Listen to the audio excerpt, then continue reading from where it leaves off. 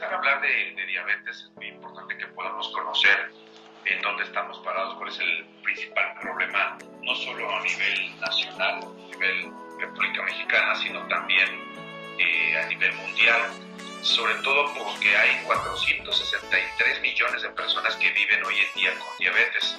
Y se menciona que inclusive en el 2045 va a haber 700 millones de personas que van a tener esta enfermedad en todo el mundo. Entonces por eso es importante que podamos conocer en dónde estamos parados, porque en lo que ha sido las décadas anteriores, desde el 2010, 2020, se han venido dando un fenómeno de crecimiento hasta de un 33% en cuanto a la prevalencia de diabetes, según la Federación Internacional de Diabetes, a nivel mundial. Y eso significa que a nivel mundial, cuando sea el 2045, vamos a tener 700 millones de personas que viven con diabetes alrededor del mundo. Y eso constituye que haya un incremento como progresivo de la prevalencia de la enfermedad, que a nivel mundial va en un aumento del 51%, y a nivel de Latinoamérica va incrementándose de manera paulatina hasta de un 33%. Es decir, esta prevalencia, esta aceleración de la diabetes a nivel Latinoamérica o Centroamérica está haciendo de manera muy importante este incremento. No se diga a nivel de Centroamérica o Sudamérica, donde los incrementos están siendo hasta del 55%. La diabetes, como definición, es una enfermedad crónica, es una enfermedad que se origina en el páncreas, en las células beta del páncreas. Hay unas células que producen una hormona que se llama insulina. Esa hormona que se llama insulina lo que produce es mantener en equilibrio los niveles de glucosa en sangre. Es decir, los pacientes, los seres humanos tenemos a un órgano que se llama páncreas, que está, digamos, en la región, nosotros le llamamos retroperitoneal, es decir, en la región de atrás de las vísceras, tenemos un órgano que se llama páncreas, y hay unas células que se le llaman células beta que producen esta insulina, que se encarga de mantener los niveles en sangre normales de glucosa. La glucosa es normal, incluso es necesaria para todas las funciones del organismo, porque es como si fuera el material de energía para todas las funciones vitales de tu organismo.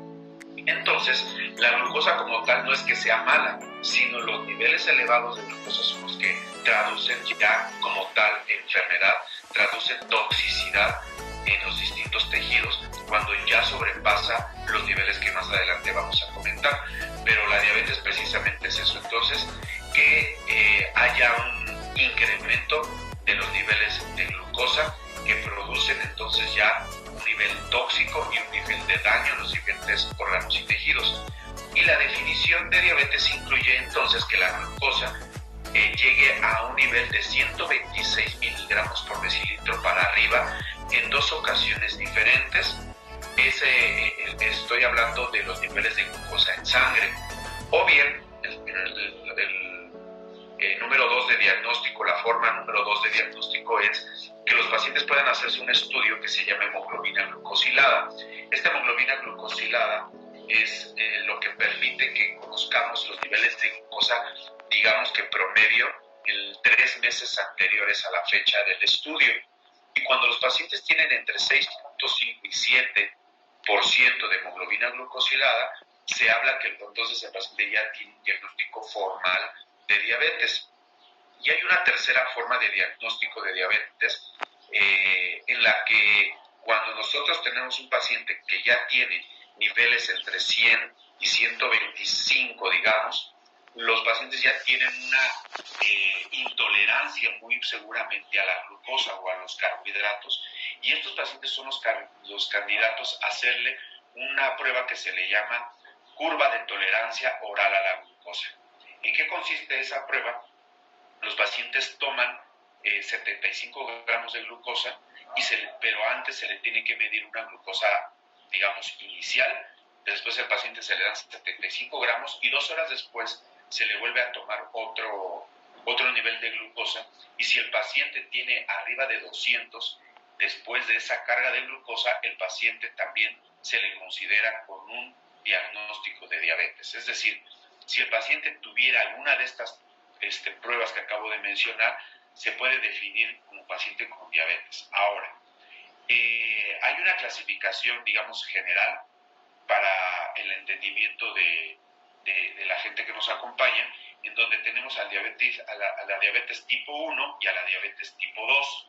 También hay otros subtipos, que hay una diabetes tipo LADA o unas diabetes tipo MODI, que serían tal vez motivo de otra entrevista. Pero en el caso de la diabetes tipo 1 estamos hablando que la célula beta que hace rato acabo de mencionar empieza a fallar por un fenómeno que le llamamos autoinmune. ¿Qué significa? Que el propio cuerpo ataca la célula beta para que no produzca esta hormona que acabo de mencionar que se llama insulina. Entonces el cuerpo no tiene la forma de producir esa insulina para controlar los niveles de glucosa que deben estar abajo de 100. Entonces los niveles normales de glucosa son menos de 100. Pero cuando hay un fenómeno autoinmune, el propio cuerpo se desconoce a sí mismo y empieza a atacar esta célula beta y no produce insulina. Entonces el paciente empieza a tener hiperglucemia y es parte de la respuesta a tu pregunta en relación a qué significa hiperglucemia cuando el paciente empieza a tener arriba de 100.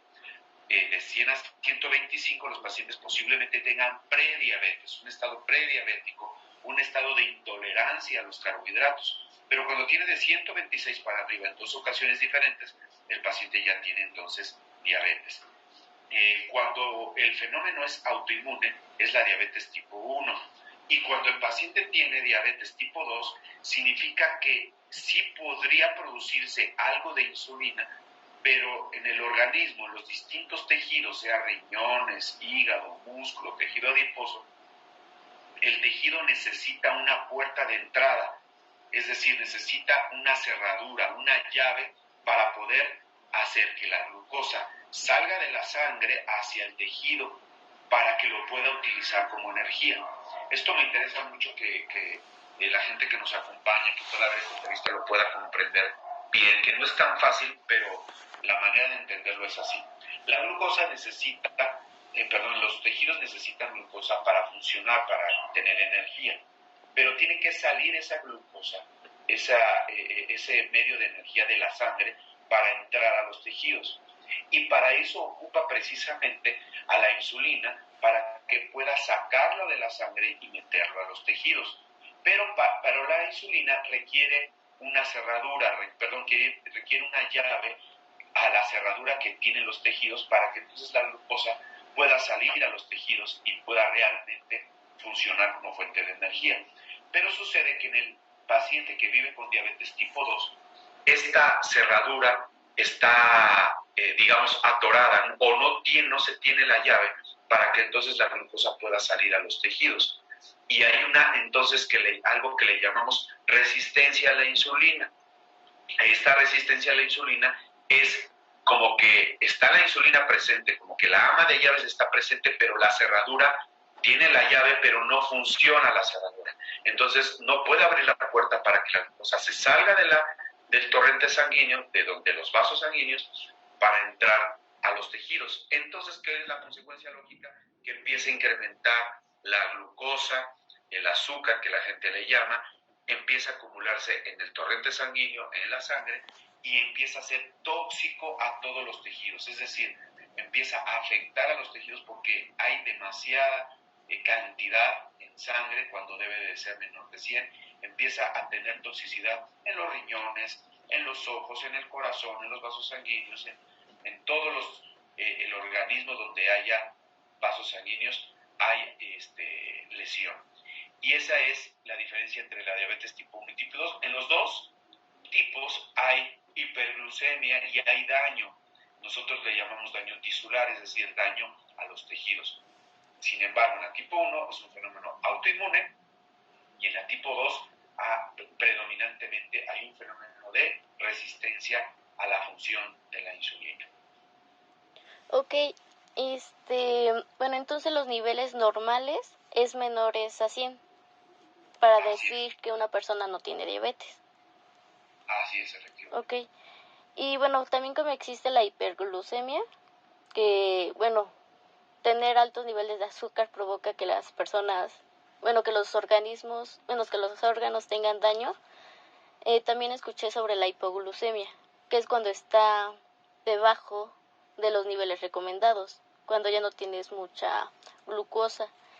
¿Eso también afecta de igual forma a los órganos o tiene una manera diferente? Porque por lo general la gente dice es mejor tenerla baja que tener arriba la glucosa, y justamente para prevenir este tipo de daños. Fíjate que esa es una pregunta muy interesante, porque incluso hay estudios que hablan precisamente de eso. ¿Qué es peor, hipoglucemia o hiperglucemia? Las dos definitivamente tienen un daño y una importancia de gran importancia en la evolución de los pacientes, porque los pacientes que tienen hiperglucemia está muy claro y ya establecido que los pacientes empiezan a tener daño en los ojos, que puede producir hasta incluso ceguera, y se menciona que inclusive la primera causa o de las primeras causas de ceguera en México, en Estados Unidos y en el mundo es precisamente los pacientes que tienen diabetes. Y otra de las cosas que puede producir como daño o complicación es la enfermedad renal. Se menciona también que aproximadamente el 40-50% de los pacientes que ya tienen enfermedad renal crónica es por diabetes. Otra de las complicaciones es infarto del miocardio o bien accidente cerebral vascular cerebral.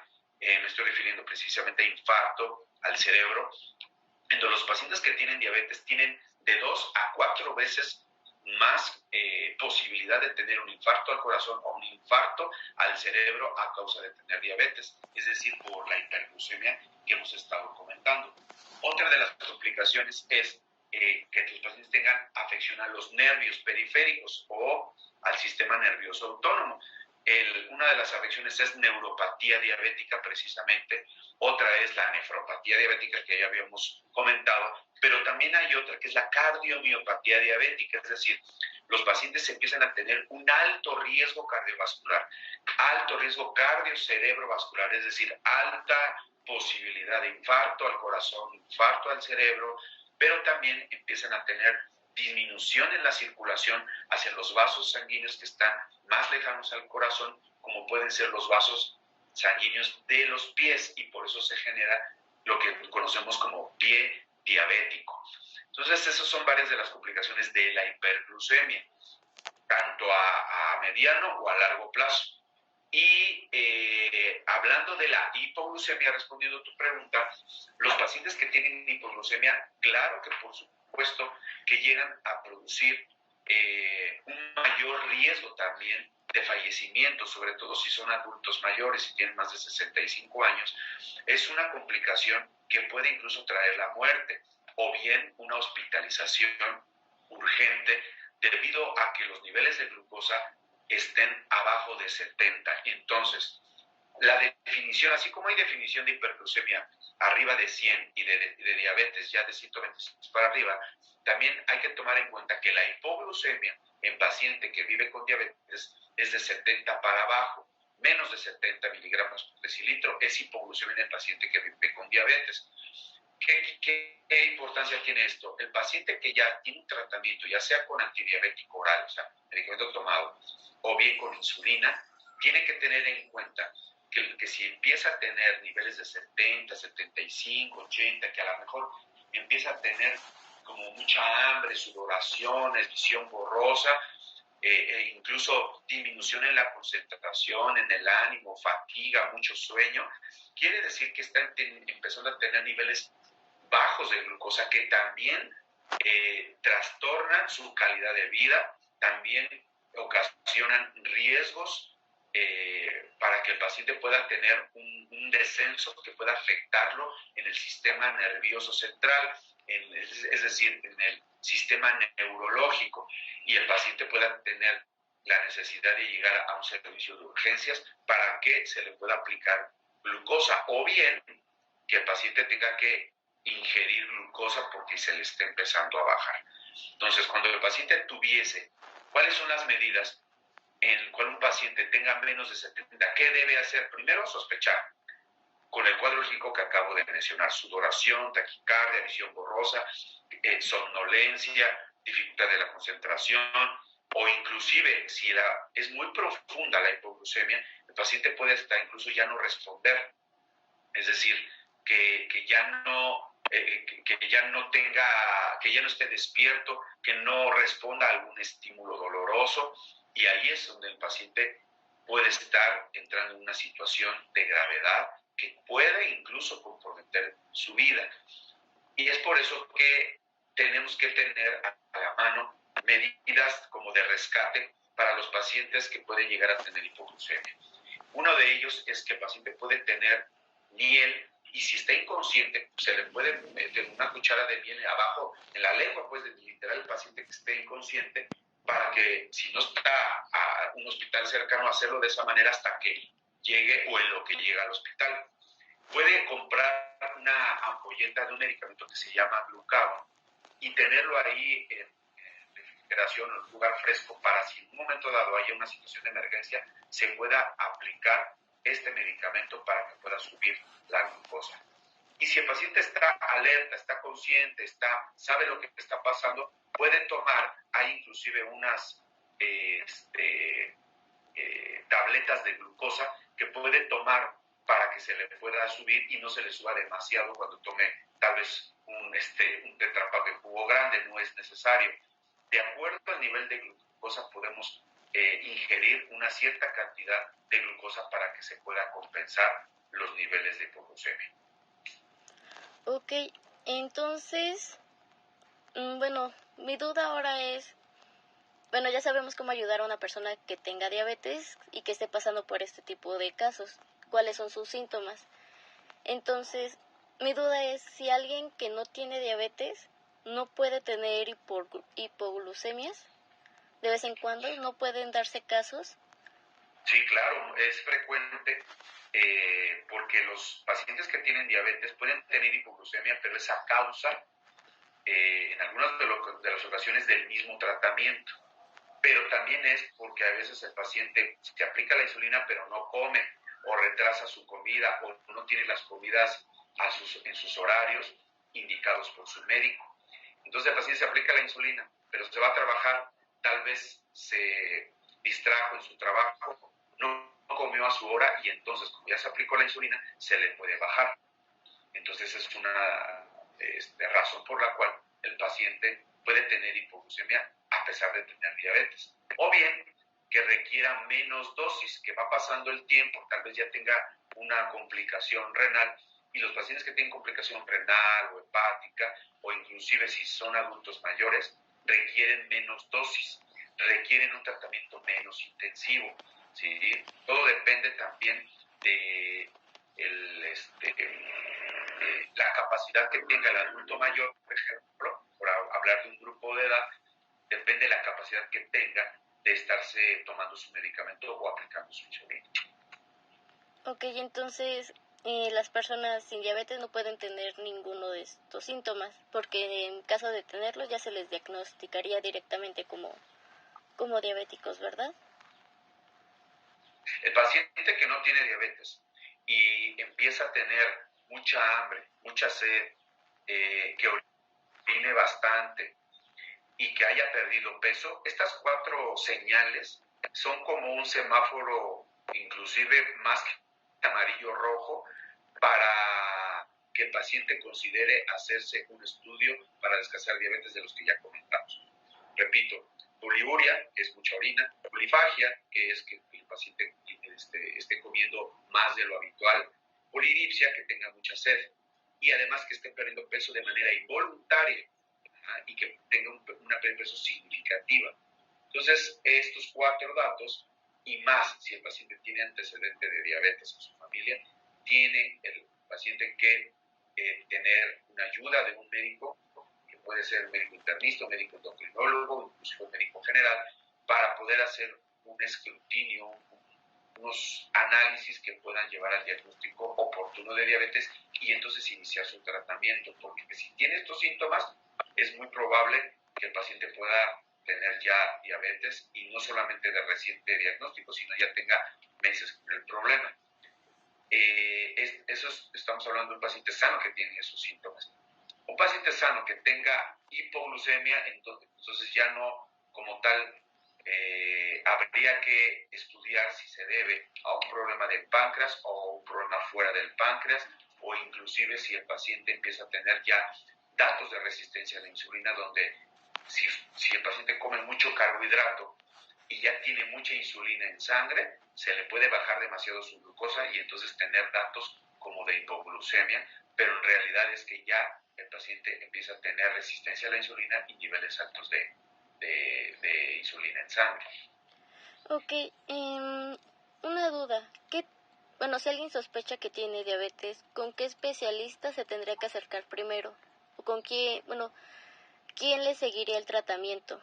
¿Puede ser cualquier área o hay un área específica para tratar esto?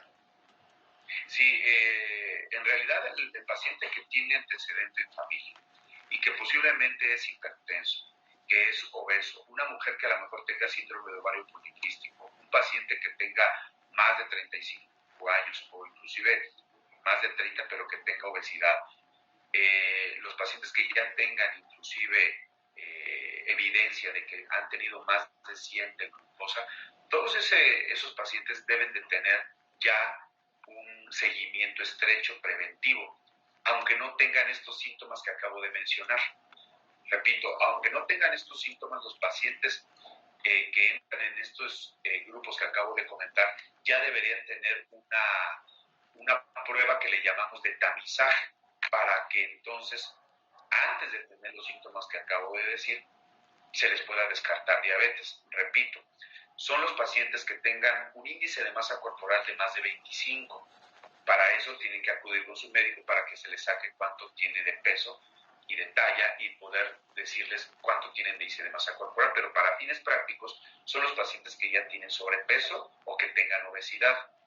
Y también los pacientes que tienen algún familiar en primer grado con diabetes. Entonces, mucha gente ya tiene algún familiar directo con diabetes y ya es candidato para hacerse pruebas. Esta parte es muy importante para que nuestra población general pueda recordar estos datos que estoy comentando. Cualquier paciente que tenga sobrepeso y obesidad y que además tenga un familiar directo con diabetes ya es candidato para hacerse pruebas de los latinos o también los africanos o los asiáticos también tienen esa como riesgo para tener diabetes. Los pacientes que tengan alguna historia de enfermedad cardiovascular también se les tiene que dar un seguimiento para diabetes, aunque no se conozcan diabéticos. Los pacientes que ya tengan conocimiento de que tengan hipertensión, los pacientes que tengan colesterol alto, estoy refiriendo a los pacientes que tengan de un colesterol que le llamamos colesterol bueno, que lo tengan menos de 35, o los pacientes que tengan triglicéridos altos, que ese es otro tema también, pero que es muy común que los pacientes tengan ya triglicéridos arriba de 250, súper común. A estos pacientes también ya hay que hacerles pruebas para detección de prediabetes o de diabetes. Aquellos pacientes que tengan sobrepeso y obesidad, que no tengan actividad física, también. Los pacientes que tengan sobrepeso y obesidad, que tengan ovario poliquístico, que muchas mujeres ya también conocen un poco de esto, lo tienen que hacerse ese tipo de estudios. Inclusive los pacientes, las mujeres que tuvieron diabetes gestacional, tienen que hacerse pruebas continuamente, para que se les pueda descartar que estén cursando ya con diabetes aún después de su embarazo. Entonces, de menos son todos estos pacientes, el tipo de pacientes son candidatos para que puedan hacerse pruebas para ver si no tienen prediabetes o diabetes. ¿Cada cuánto se deberían de aplicar este tipo de pruebas? En un paciente que cumple estas características y sobre todo si tienen incluso de 30 años en adelante, se le tendría que estar haciendo cada 3 a 5 años, sobre todo si no tienen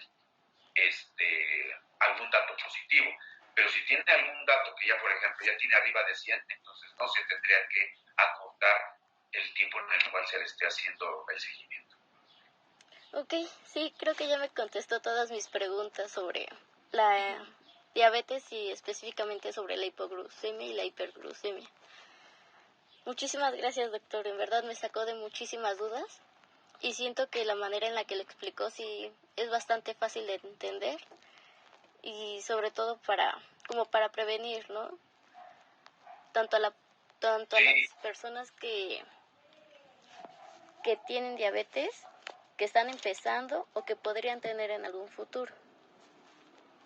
sí, y aquí la importancia de trasladarlo a nuestra población es concientizar.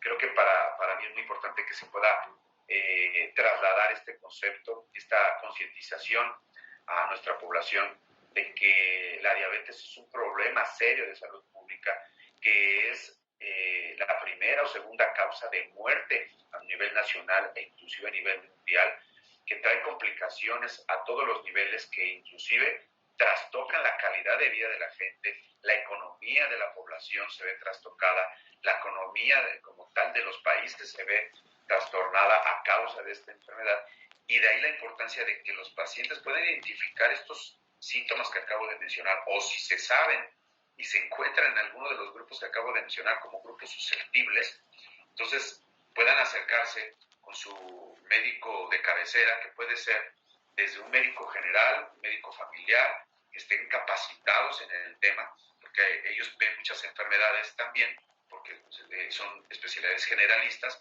pero que si están capacitados en el screening, el tamizaje de diabetes, lo pueden hacer.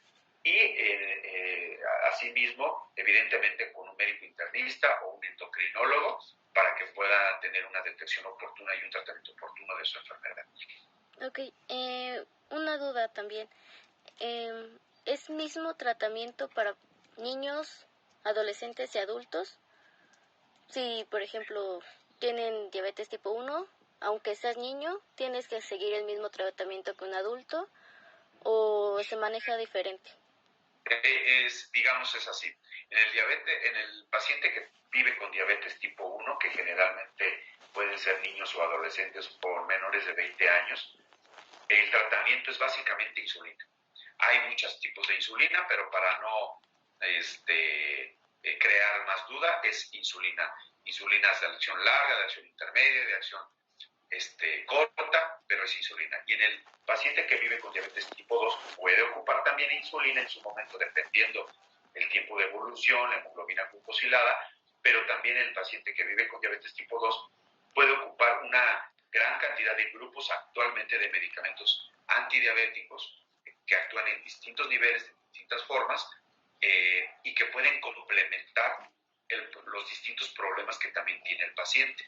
¿A qué me refiero? Que pueden tratarse ya también la enfermedad renal diabética, que pueden tratar el problema de riesgo cardiovascular, el sobrepeso o la obesidad, el paciente que tiene hipertensión, el paciente que tiene triglicéridos altos.